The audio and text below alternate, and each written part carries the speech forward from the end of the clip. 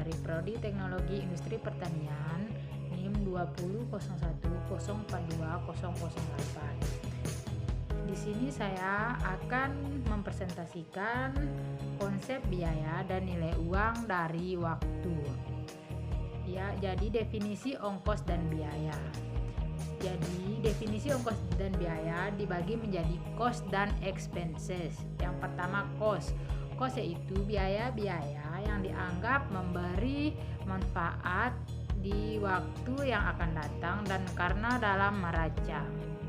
Sedangkan expenses adalah pengeluaran yang telah digunakan untuk menghasilkan prestasi karena tidak memberikan manfaat di masa mendatang, maka tempatnya ada di laporan laba rugi. Terus ada klasifikasi biaya. Yang pertama, klasifikasi berdasarkan fungsi. Klasifikasi berdasarkan fungsi ada biaya produksi, biaya pemasaran, biaya administrasi, biaya keuangan. Yang dimana biaya produksi ini yaitu biaya yang dikeluarkan untuk menghasilkan suatu barang, dan biaya pemasaran yaitu biaya yang dikeluarkan dalam menjual suatu barang dan jasa. Dan ada biaya administrasi yaitu pengeluaran untuk menjalankan kebijaksanaan, dan yang terakhir itu biaya keuangan, bagian pengeluaran yang dikaitkan dengan upaya mencari dana. Di klasifikasi biaya juga ada yang disebut dengan klasifikasi berdasarkan unsur-unsur, atau klasifikasi kedua terdapat bahan langsung, upah langsung, dan biaya umum pabrik atau biaya overhead. Di mana biaya langsung yaitu bahan baku yang merupakan bagian integral dari produk jadi, dan upah langsung upah tenaga kerja langsung untuk keperluan komponen produk jadi. Dan ada yang disebut juga biaya umum atau pabrik atau biaya overhead, yaitu mencakup segala bahan, upah tidak langsung serta biaya produksi yang tidak langsung yang dapat dibebankan pada suatu pekerjaan atau produk tertentu. Ya, selanjutnya klasifikasi biaya yang ketiga yaitu klasifikasi berdasarkan produk. Klasifikasi berdasarkan produk ini ada dua, yaitu langsung dan tidak langsung. Yang dimana langsung yaitu biaya yang dibebankan kepada produk tanpa memerlukan alokasi lebih lanjut. Yang tidak langsung yaitu biaya yang dilokasikan. Terus ada klasifikasi biaya yang keempat yaitu klasifikasi berdasarkan saat dibebankan kepada pendapatan. Klasifikasi keempat ini terbagi menjadi dua juga, yaitu biaya produk dan biaya periode. Biaya produk yaitu biaya-biaya yang dimasukkan pada perhitungan biaya produksi. Biaya produk termasuk dalam persediaan dan dalam harga pokok penjualan apabila produk dijual. Yang kedua yaitu biaya periode. Biaya yang berkaitan dengan perjalanan waktu dan bukan dengan jumlah produk. Biaya ini ditunjukkan pada perhitungan rugi atau laba. Ya, masih dengan klasifikasi biaya. Klasifikasi biaya yang kelima yaitu klasifikasi berdasarkan volume. Klasifikasi yang kelima ini dibagi menjadi dua, yaitu variabel dan tetap. Yang variabel yaitu biaya yang jumlahnya berubah secara proporsional dengan perubahan kegiatan yang bersangkutan. Terus yang tetap artinya biaya yang tidak berubah jumlahnya sekalipun volume berubah. Ya, di klasifikasi biaya yang keenam yaitu opportunity cost atau biaya kesempatan.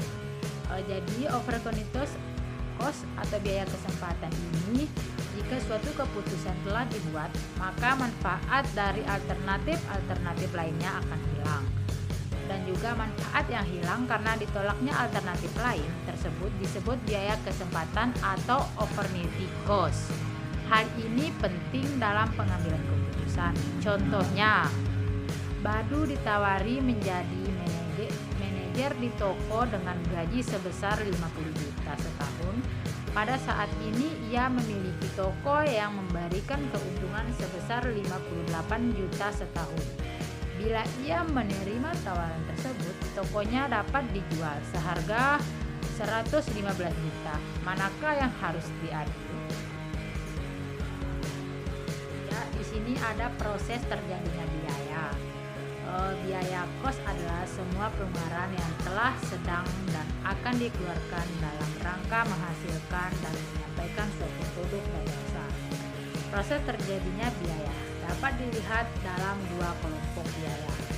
Yang pertama, production cost dan non-production cost.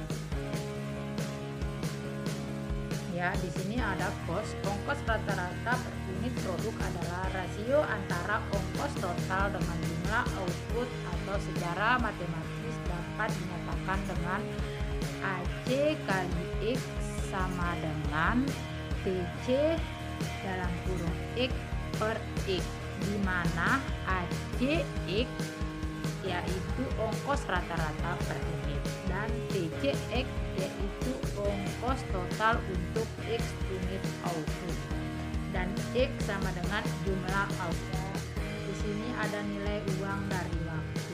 Untuk memahami konsep time flow of money, marilah kita perhatikan dua fenomena berikut ini. Yang pertama, pada tahun 1990 harga 1 kg beras tidak dari Rp600. Pada tahun 1995 harga tersebut menjadi sekitar Rp800, dan pada tahun 2000 mungkin harganya sudah lebih dari Rp1.200, dan pada tahun 2008 menjadi di atas Rp5.000. Harga barang yang lain juga mengikuti irama yang serupa. Terus yang kedua, bila kita meminjamkan uang Rp10.000 sebulan yang lalu, maka hutang kita saat ini mungkin telah menjadi Rp10.100, atau bila kita menginvestasikan dalam Rp1.000.000 setahun yang lalu dalam bentuk deposito, maka mungkin yang kita sekarang juga menjadi Rp1.150.000. Nilai uang dari waktu. Dengan demikian, maka untuk melakukan evaluasi nilai uang, kita perlu mengetahui 3 hal, yaitu yang pertama, jumlah yang dipinjam atau yang diinvestasikan. Yang kedua, periode atau waktu peminjaman atau investasi. Yang ketiga, tingkat bunga yang dikenakan.